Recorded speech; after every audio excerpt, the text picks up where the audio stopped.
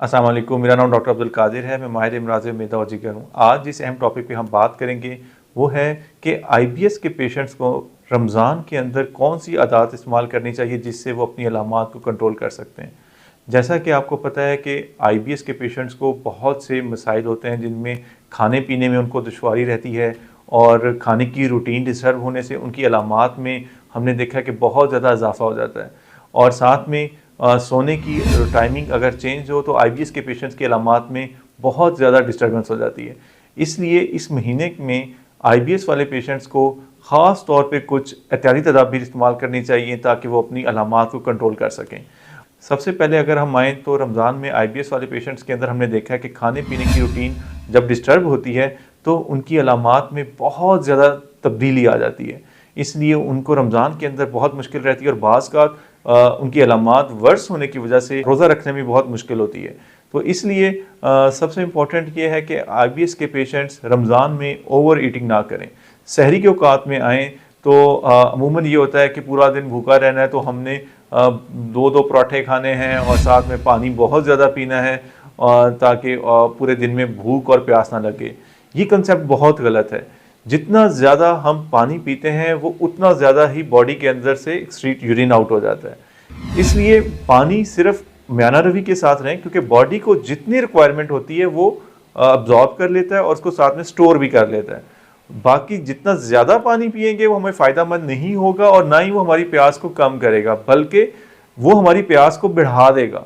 इसलिए आईबीएस के पेशेंट्स और बाकी भी रूटीन में पेशेंट्स के लिए ज़रूरी है कि वो रमज़ान में पानी सहरी में दो दो जग ना पिएं और क्योंकि ज़्यादा पानी पीने से उनका यूरिन एक्सक्रीट ज़्यादा करेगा और उससे फ्लूइड लॉस होने से उनको ज़्यादा प्यास लगेगी।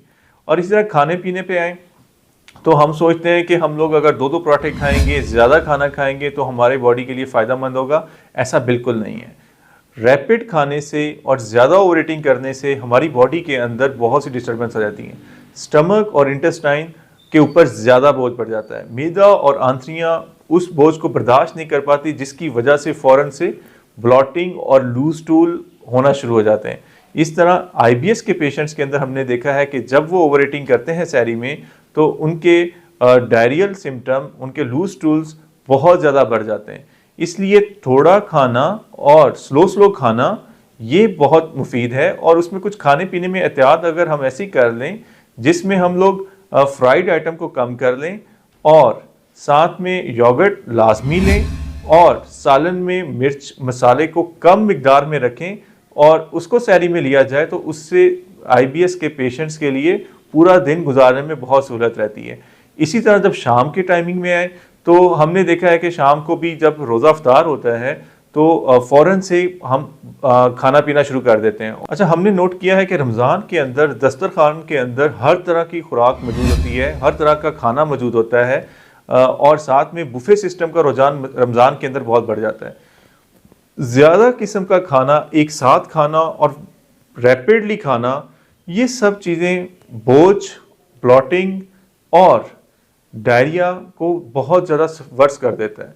तो आईबीएस के पेशेंट्स जो ऑलरेडी ब्लॉटिंग और डायरिया से गुजर रहे होते हैं, अगर वो एट अ टाइम मुख्तलिफ़ किस्म के खाने एट अ टाइम ले लेंगे जिसमें पानी का इस्तेमाल यकदम ज़्यादा हो जाएगा और साथ में खाने मुख्तलिफ़ किस्म के एट अ टाइम वो ले लेंगे और उसमें कार्बोनेटेड ड्रिंक्स और मीठे मशरूबात का इस्तेमाल ज़्यादा हो जाएगा तो उन सब से उनको ब्लॉटिंग, डिस्कम्फर्ट और डायरिया जैसी मुश्किलात का सामना करना पड़ेगा। इसलिए रिकमेंडेड ये है कि जब अफ्तार करें तो खजूर का इस्तेमाल करें, हल्का फुल्का पानी साथ में लें और उसके कुछ देर के बाद हल्का फुल्का खाने का इस्तेमाल कर लें और साथ में कुछ फ्रूट्स वगैरह ले लें। ये वो बैलेंस किस्म का अफ्तार है जो आईबीएस के पेशेंट्स के लिए बहुत मुफीद है। इस आईबीएस के पेशेंट्स के लिए ज़रूरी है कि जब वो अफ्तार करें तो खजूर का इस्तेमाल करें, उसके साथ थोड़ा सा पानी ले लें और कुछ देर के बाद वो अपना रोटी सालन के साथ ले लें और साथ में फ्रूट्स का थोड़ा सा इस्तेमाल कर लें। इस अमल से उनका ब्लॉटिंग और फुलनेस और साथ में डायरियल सिम्टम में बहुत हद तक कमी हो जाएगी और इसके बाद थोड़ी सी चहलकदमी करने से उनको डाइजेशन में काफ़ी हेल्पफुल होगा। तो इस तरह अगर हम बहुत सारी खुराक की बजाय पोर्शन मील लें और साथ में फ्राइड आइटम का कम से कम इस्तेमाल करें तो हमने देखा है कि आईबीएस के पेशेंट्स के अंदर बहुत ज़्यादा बेहतरी रहती है।